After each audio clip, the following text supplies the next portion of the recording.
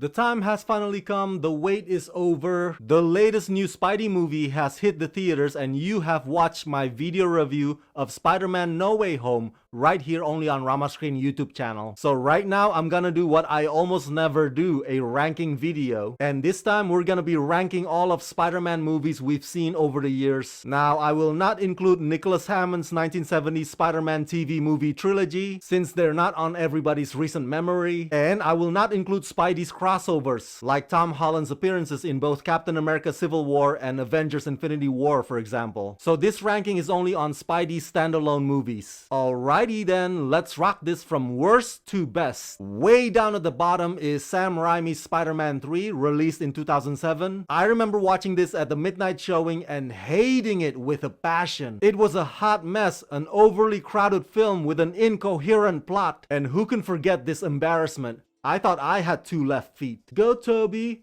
Go Toby! It's your birthday! It's your birthday! At number 8 is Andrew Garfield, The Amazing Spider-Man 2. I actually like Peter Parker and Gwen Stacy's dynamics in this one, but the film suffered from the same mistakes that Spider-Man 3 did, with multiple one-dimensional villains, including Electro that looks like Mr. Freeze's long-lost cousin. At number 7, Spider-Man Far From Home. I actually thought Jake Gyllenhaal pulled it off just fine as Mysterio. It's the storyline that didn't grab me. It was a long-winded road just to get to that climactic sequence on the bridge, but I appreciate the film's effort in tackling the post-Avengers Endgame mood. At number 6, The Amazing Spider-Man. Andrew Garfield's first run donning the Spidey suit. Love the casting of Ray Evans as Kurt Connors, aka the Lizard. There's a lot about this film that actually worked well, despite it recycling Uncle Ben's death scenario. At number 5 is Sam Raimi's first Spider-Man movie. I remember there were a lot of skepticism leading up to its release, mainly because prior to that, superhero movies in the 90s were comical and they were not taken seriously, which is understandable because they were poorly made. But then Blade and X-Men came along, and Spider-Man especially became a total game changer in this genre. At number 4, Spider-Man Homecoming. It gave us a refreshing take because this Peter Parker has been Spider-Man for quite a while. There's no origin story, there's no Uncle Ben getting murdered again. With Tony Stark as Peter's mentor, and Vulture as the havoc-wreaking villain, this film lets us know that the Spidey story can be told differently than the same old. At number 3, Spider-Man Into the SpiderVerse. My god, as far as animation goes, this is a monumental cinematic achievement. The combination of 2D with hand-painted art style with 3D CG and anime. I mean, watching this film was like drinking a Slurpee mix of all kinds of awesome flavors. At number 2 is the recently released Spider-Man No Way Home. Multiverse with not just the rogues but also the Spideys we loved. All three of them joining forces to kick ass together. This movie is incredible, full of fan service and nostalgia. It's an all-around, non-stop geeking out amazeballs. And finally, and still the number 1 best Spider-Man movie ever to me, is Sam Raimi's Spider-Man 2. I lost count how many times I've rewatched that Spidey vs. Doc Ock fight on the speeding train. One of the most thrilling fight scenes of all time. Fast-paced, action-packed, emotionally powerful, with some of the most breathtaking visuals that still hold up to this day. This is simply one of the greatest superhero movies ever made. So that's it. That's my ranking of all-time Spider-Man standalone movies so far. Hope you enjoy Spider-Man No Way Home in the theaters. Go watch it on the biggest screen possible. And yes, we'll definitely have to update this ranking again when Across the Spider-Verse Part 1 comes around. So until then, let's rock this.